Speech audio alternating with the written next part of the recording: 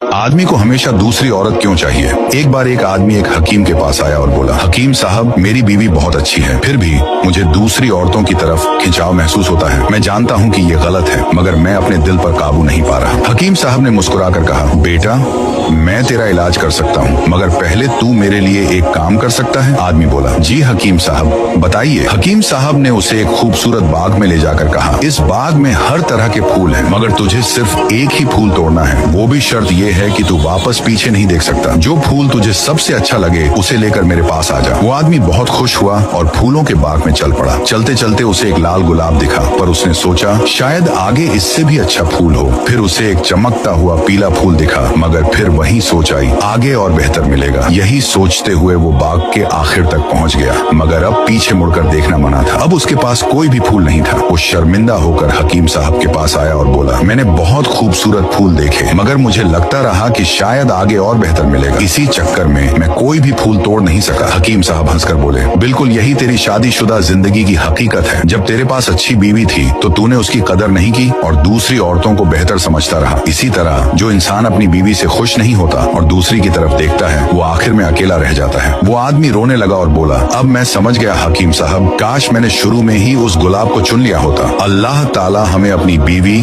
और अपनी नियामतों की कद्र करने की